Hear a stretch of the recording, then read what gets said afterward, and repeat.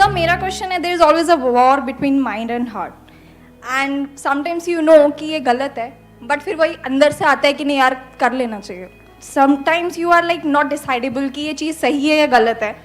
दिमाग कुछ और कह रहा है, दिल कुछ और कह रहा है. तो सर उस टाइम क्या करना चाहिए, क्या सुनना चाहिए और क्या मानना चाहिए? मतलब दिल की सुने या दिमाग की सुने. इसको हम एक और तरीके से भी बोल सकते हैं इस टॉपिक को, how to stop being an emotional fool. सही लग रहा है टॉपिक? सारे कह रहे सर यही तो है हम. सबने यस सर बोल दिया. कितने चाहते हैं ये आज के सेशन का टॉपिक? सब चाहते हैं. अरे वाह, let's give a big hand for her. Please. Topic हमको मिल चुका है. Topic is how to stop being an emotional fool. तो सबसे पहले देखते हैं इमोशनल होना क्या बुरा है. ये बुरा नहीं है. ये जो वर्ड है इमोशन, इसी में इसका मीनिंग है. You can call it as energy in motion. लेकिन अगर वो एनर्जी अनकंट्रोल्ड वे में चलने लग जाए तो क्या होगा? एक है एनर्जी आपके कंट्रोल में है, इमोशंस आपके कंट्रोल में है. एक है आप इमोशंस के कंट्रोल में हो. कैसी होगी इस बंदे की लाइफ जो इमोशंस के कंट्रोल में है? खत्म ही खत्म है जी. मतलब एक मिनट में वो एक्साइटेड हो जाएगा, अगले मिनट में डिप्रेस्ड हो जाएगा. जब जरूरत से ज्यादा खुश हो जाएगा तब भी रायता फैलेगा. जरूरत से ज्यादा खुश हो जाते हैं तो कमिटमेंट नहीं करने लग जाते उल्टे सीधे. पूरी की पूरी रामायण को अगर आप समझने की कोशिश करोगे तो सारी जो प्रॉब्लम्स हुई उसकी जड़ क्या थी? सीता. अरे नहीं, सीता जड़ थी.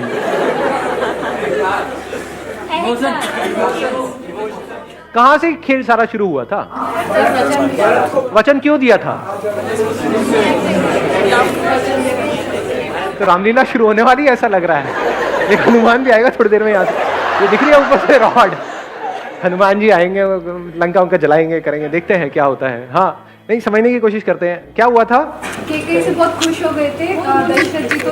उन्होंने उनको वचन दिया था कि जब भी आप मांगोगे वो हम देंगे. तो पूरी की पूरी रामायण की जड़ क्या है? नहीं, कैकई नहीं. कभी सीता, कभी कैकई. अबे पागल हो क्या? रुको. दशरथ जी जरूरत से ज्यादा खुश हो गए थे, इमोशनल हो गए थे. और जरूरत से ज्यादा खुश होने के बाद में उन्होंने उसको कुछ ऐसा कह दिया जिसके बाद में ये पूरी की पूरी रामायण शुरू हुई.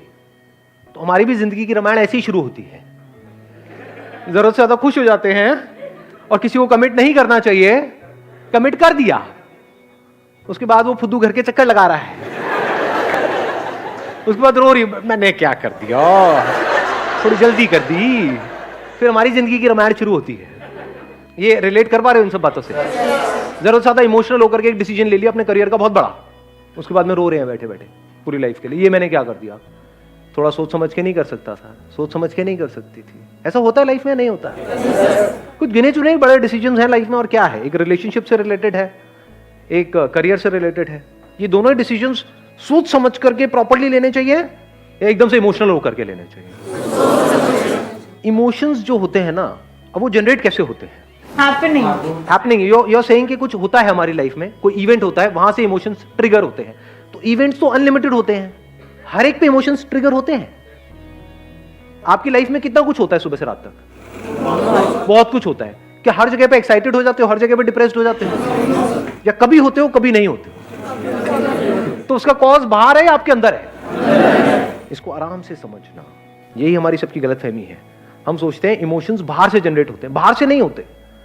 फॉर एग्जाम्पल, किसी गाड़ी का आपके माइंड में डिजायर पड़ा हुआ है और वो डिजायर बहुत स्ट्रांग है और वो गाड़ी आपके सामने आएगी तो आप इमोशनल नहीं हो जाओगे. और अगर वो डिजायर है ही नहीं तो ऐसी 1000 गाड़ियां भी आपके सामने से निकल जाएगी, कुछ भी नहीं होगा. ऐसे ही जिस तरह की आपने मूवीज देखी है, करी है, ये है वो है, उससे रिलेटेड इमेजेस बन जाती है हमारे माइंड में. प्रिंस चार्मिंग, एकदम से वो सामने आता है तो क्या होता है? दिमाग काम करना बंद नहीं कर देता है. बाहर से हम अपने आप को बड़ा काम एंड कंपोज दिखा रहे होते हैं, अंदर ही अंदर क्या चल रहा होता है? अरे मजा आ गया. ऐसी फीलिंग्स होती है? नहीं होती? ओबे देखो, देखा देखा, पलट पलट पलट पलट पलट पलट पलट. ये खेल शुरू नहीं हो जाता है. उस वक्त क्या होता है? दिमाग काम करना बंद नहीं कर देता है. अब जैसे जैसे वो डिजायर पूरा होता है तो हमारे अंदर ग्रीड नाम का एक इमोशन पैदा होता है। ग्रीड सिर्फ चीजों से रिलेटेड नहीं होता, लोगों से रिलेटेड भी होता है। लालच आता है, और अगर उसमें कोई रुकावट आती है तो क्या होता है? पता लगा आपको वो आपको नहीं देख रहा, आपकी फ्रेंड को देख रहा है, तो क्या होता है? गुस्सा आता है, जेलसी होती है। तो इस सबकी जड़ क्या है? उनके इमोशंस उनके ऊपर हावी हो जाते हैं। अब इस डिजायर की प्रॉब्लम समझ पा रहे हो? क्योंकि ये डिजायर्स, मजे की बात क्या है, हम सबके अंदर बन जाते हैं, आपने बनाए नहीं है। ऐसी गलतफहमी होती है आपको कि मैंने चूज किए हैं। चूज नहीं किए हैं। जैसी आपकी अपब्रिंगिंग है, जैसा फैमिली बैकग्राउंड है, जैसा फ्रेंड सर्कल है, जो सुबह से रात तक आप देखते रहते हो, जिस तरह की एड्स देखते हो, जिस तरह की मूवीज देखते हो, जिस तरह के सीरियल्स देखते हो, उसके हिसाब से डिजायर्स बनने लग जाते हैं, जो हो सकता है शॉर्ट टर्म में तो आपके लिए अच्छे हैं, लेकिन लॉन्ग टर्म में आपकी धज्जियां उड़ाने वाले हैं। तो क्या हो अगर ये जो डिजायर्स हैं, इसको आप खुद चूज करो, खुद प्लांट करो। जैसे एक सीड नहीं है, क्योंकि हो सकता है वो जो डिजायर्स पड़े हुए हैं वो कैक्टस के जैसे हैं कि वहां मरना ही मरना है। क्योंकि डिजायर्स आपको लगता है, अब ये बहुत बड़ी गलतफहमी है, इसको देखने के लिए थोड़ी सी समझ चाहिए, कि आपको लगता है कि हम खुद चूज करते हैं अपने डिजायर्स। आप नहीं करते हो। मार्केटिंग की पूरी एक दुनिया है। जिन लोगों का इंटरेस्ट है आपको जो चीज बेचने में, आपको पता भी नहीं लगेगा कैसे वो उससे रिलेटेड डिजायर्स आपके अंदर प्लांट करते चले जाएंगे, डायरेक्टली या इनडायरेक्टली। एड्स को लेके क्या करते हैं? सबको अपनी पड़ी है जी, एज सिंपल एज दैट। लोग क्यों करते हैं? मतलब लोग कचरा भी बेचने के लिए क्यों तैयार है? चलो कोई आदमी गरीब है तो उसका तो फिर भी समझ आता है कि वो अपनी फैमिली के लिए, किसी के लिए कर रहा है। अरे वो लोग जिनके बैंक अकाउंट में करोड़ों रुपए पड़े हैं, सो कॉल्ड सेलिब्रिटीज, क्या वो झूठ नहीं बोलते हैं आकर के? क्या वो जिन भी चीजों की ऐड कर रहे हैं वो खुद खाते पीते हैं? लेकिन ऐड तो करते हैं। क्यों करते हैं? पैसा दो, कुछ भी बुलवा लो, बट पैसा तो उनके पास में है, फिर क्यों करते हैं? लालच है जी। फॉर एग्जाम्पल, आपको क्रिकेट का शौक है, तो आपका कोई आइडल है, उसने आकर के बोल दिया कि ये खाओ, चाहे वो उसको हाथ भी ना लगाए खुद, ना अपने बच्चों को खिलाए, ना अपनी बीवी को, किसी को ना खिलाए, लेकिन अगर उसने आकर के बोल दिया कि ये खाओ, तो क्या होगा? आपका दिमाग वहां पर बीच में आएगा, या इमोशंस आपके ऊपर हावी हो चुके हैं? अभी मैं एक स्कूल में गया था सेशन करने के लिए, एक गवर्नमेंट स्कूल था, 6th-7th के बच्चे थे। सेशन करा मैंने, उसके बाद में लंच ब्रेक में उनके साथ में बैठा खाना वाना खा रहा था। उसमें से एक बच्चा आया, आकर के कोई चीज़ मेरे को दी, सर ये खाओ बहुत बढ़िया है। मैंने कहा ये सब मैं नहीं खाता। कहते लेकिन सर ये तो बहुत बढ़िया है। मैंने कहा तुम्हें किसने कहा बढ़िया है? कहते सर उन्होंने कहा है। मैं कहा उन्होंने, वो तुमसे मिले थे? नहीं सर मिले नहीं थे, उन्होंने टीवी में कहा है। उसके बाद मुझे करीब 1 घंटा लगा उस बच्चे को बैठ करके समझाने में कि वो तुझे झूठ बोल रहे हैं। उन्होंने कहा वो झूठ क्यों बोलेंगे, वो तो बहुत अच्छे इंसान है, उनको तो सब इतना मानते हैं, मेरे पापा मम्मी भी इतना मानते हैं, वो झूठ क्यों बोलेंगे, वो मेरे से झूठ क्यों बोलेंगे? फिर मुझे बहुत देर लगी, उनके मैंने YouTube पे कुछ इंटरव्यूज निकाले, वो दिखाए। मैंने कहा देखो ये खाते हैं ये, और ये बताते हैं कि ऐसे ऐसे, एक चावल का दाना भी एक्स्ट्रा नहीं खाते हैं सुबह से रात तक, ऐसी डाइट लेते हैं, तब जाकर के वो आज इस लेवल पे है। उन्होंने काफी जगह बताया भी हुआ। फिर मैंने कुछ और उनको क्लिपिंग्स दिखाई YouTube से निकाल करके। एक एक्ट्रेस है जो तरह तरह की एड्स करती है, अगेन नाम नहीं लूंगा, अगेन, तो उसकी एक क्लिपिंग दिखाई जहां पर एक टेलीविजन शो में वो गई थी, वहां पर गलती से उसकी चाय में किसी ने चीनी डाल दी, चाय में या कॉफी में, मेरे को क्या पता। तो उसकी चाय में या कॉफी में किसी ने चीनी डाल दी, तो वहां पे बहुत उल्टा सीधा उसने बोला उस पर्सन को भी और चीनी के बारे में भी। और वो जिस तरह की एड्स कर रही है, that is all loaded with sugar, chemicals और पता नहीं क्या क्या। तब जाकर के उन बच्चों को ये रियलाइज हुआ कि एक्चुअल में ये लोग झूठ बोल रहे हैं, नहीं तो वो ब्लाइंडली फॉलो कर रहे हैं। ये छोटी प्रॉब्लम नहीं है, बहुत बड़ी प्रॉब्लम है। जो बच्चा उनको फॉलो कर रहा है, जिसने उसको आइडल बनाया हुआ है, उसको नहीं पता है कि वो खाना गलत है, उसके लिए तो उन्होंने बोल दिया। बिल्कुल ऐसा है जैसे भगवान ने कुछ बोल दिया, उसके लिए तो आइडल है ना। तो उस बच्चे को नहीं पता है कि उसके लिए वो गलत है, उनको तो पता है ना कि उसके लिए गलत है।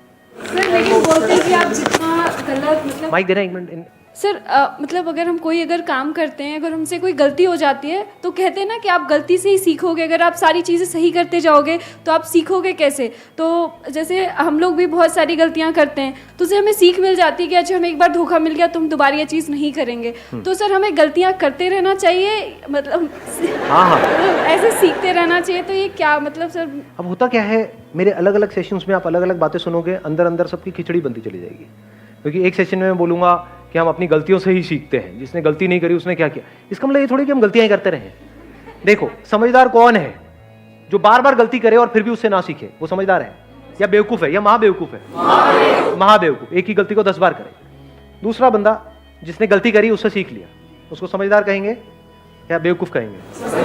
समझदार है। तीसरा बंदा जो गलती करने से पहले ही औरों की गलतियों से सीख जाए और वो गलती करे ही ना, वो वाली गलती ना करे, वो उसको क्या कहोगे? महाबेवकूफ या महासमझदार? महासमझदार। गलतियां दो तरह की होती है। एक है छोटी मोटी गलती कि आप गए यहां से, ध्यान कहीं और था, अंदर ख्यालों में खोए हुए थे, कहीं टक्कर हो गई टड़क करके ऐसे, मतलब, और थोड़ी सी लग गई चोट, 5-7 दिन के लिए दर्द हो रहा है। लेकिन ये भी तो हो सकता है कि वो गलती अगर आपने कहीं मेन रोड पे, सड़क पे करी और टक्कर हुई किसी ट्रक से, तो अब क्या सीखोगे वहां पर? सीखने के लिए रह क्या जाएगा? समझ गए ना? गलतियां दो तरह की है। एक छोटी मोटी गलती है, बड़ी गलती है। तो बड़ी गलती किससे कनेक्टेड है? बड़े डिजायर से कनेक्टेड है।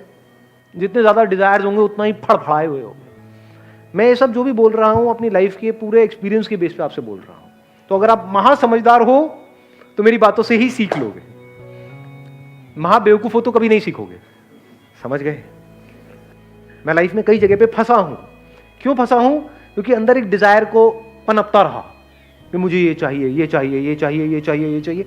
जो वो चीज, वो जो अपॉर्चुनिटी है मेरे सामने आई तो दिमाग ने काम करना बंद कर दिया, इमोशनल होकर के कोई डिसीजन ले लिया, उसके बाद में भुगतता रहा अगले 5-10 साल तक। ऐसा लाइफ में होता है? नहीं होता है। तो मैं दिल से क्या चाहता हूं कि आपके साथ ऐसा ना हो। तो अगर ये सीख जाओ तो बच जाओगे। अब ऐसा नहीं होता है मेरे साथ में। क्यों नहीं होता है? अंदर कोई डिजायर ही नहीं, no desire of any kind. लेकिन एनर्जी की कोई कमी है? तो ऐसा क्यों हो रहा है? लगाओ थोड़ा सा दिमाग। राइट डिजायर प्लांट किया हुआ है। हाँ, राइट डिजायर प्लांट किया। राइट डिजायर प्लांट किया हुआ है अपने अंदर। अभी राइट डिजायर क्या है और रॉन्ग डिजायर क्या है? आराम से समझ लेना, आराम से, ठंडे दिमाग से। कुछ भी पाने का डिजायर, ये रॉन्ग डिजायर है। अपने आप को कैपेबल बनाने का डिजायर, अपनी कैपेबिलिटीज को बढ़ाने का डिजायर, अपना जो हाईएस्ट पोटेंशियल है उसको अचीव करने का डिजायर। यानी अगर आप एक क्रिकेटर हो तो आपका डिजायर क्या है? क्रिकेट में मुझे एक्स्ट्रा ऑर्डिनरी बनना है, चीजें इकट्ठी नहीं करनी है। चीजें तो उसके पास भी आएंगी लेकिन एटलीस्ट उसका माइंड उसके कंट्रोल में होगा। अब वो चूज करेगा कि मैं कौन सी ऐड करूं और कौन सी ना करूं। फॉर एग्जाम्पल, गाड़ी की है, बाइक की है, इंश्योरेंस की है, ये सारी जो एड्स हैं, इसको करने में कोई बुराई नहीं है। किसी की लाइफ थोड़ी ना खराब हो रही है। अच्छा, खाने पीने की चीज है, कौन देखने वाला है इस ऐड को? कुछ बच्चे देखने वाले हैं जो मुझे ब्लाइंडली फॉलो करते हैं, तो मैं ये ऐड नहीं करूंगा। और इसकी जगह मैं क्या करूंगा? अपने सारे इंटरव्यूज में बोलूंगा कि ये खाना सही है, ये खाना गलत है, ताकि एटलीस्ट मेरी वजह से किसी का अच्छा नहीं हो रहा तो किसी का बुरा ना हो, नंबर 1। और अगर मेरी वजह से किसी का अच्छा हो जाए तो उससे अच्छा कुछ हो ही नहीं सकता। ऐसी थिंकिंग कहां से आ सकती है? किसके माइंड में आ सकती है ऐसी थिंकिंग? जिसकी लाइफ का गोल हो कि मुझे खिलाड़ी बनना है, ना कि भिखारी बनना है। ये जो आपका पाने का डिजायर है, ये आपको भिखारी बनाता है। बड़ा आदमी, छोटा आदमी, ये सब क्या है? जाने अनजाने अगर ये डिजायर आपके अंदर प्लांट नहीं हो रहे हैं। घर में डायलॉग सुने नहीं सुने हैं? वो बहुत बड़ा आदमी है। बड़ा आदमी मतलब क्या? 8 फुट का है, 10 फुट का है? कौन है बड़ा आदमी? मतलब क्या?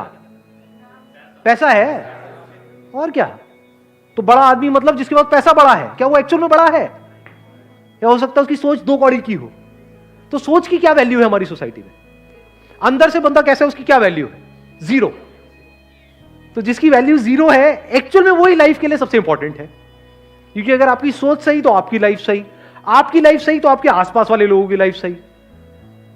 Somebody who is peaceful from within, absolutely calm within, वही तो किसी और इंसान के जब कांटेक्ट में आएगा तो उसके साथ में कुछ अच्छा कर सकता है। जिसके अंदर पहले ही भूचाल है, मतलब बवंडर चल रहा है, वो जब भी किसी के कांटेक्ट में आएगा वो एक ही बात सोच रहा होगा, मैं इसको कैसे यूज करूं अपना वो पूरा करने के लिए। जो चीज मुझे चाहिए उसमें ये काम का है या नहीं है।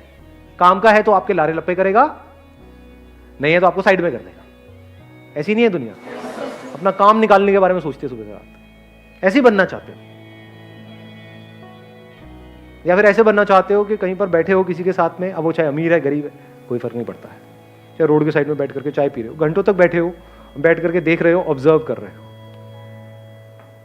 ये ऑब्जर्व करने के लिए अंदर एक ठहराव होना चाहिए, अंदर खुशी होनी चाहिए। खुशी और पीस ऑफ माइंड अलग अलग चीजें हैं, एक ही है? अलग है? एक ही है? एक ही है। ये अलग अलग चीजें नहीं है, नाम अलग अलग है। उसको आप शांति कहो, खुशी कहो, एक ही चीज है। आप लोग खुश रहना तो चाहते हो, सब रहना चाहते हैं दुनिया में, लेकिन ये नहीं पता है खुश रहते कैसे हैं। ऐसे सीड्स अपने अंदर प्लांट करने होते हैं जो जैसे जैसे लाइफ आगे बढ़े आप अंदर से और पीसफुल होते चले जाओ। Wish you all the very best. Thank you so much for coming.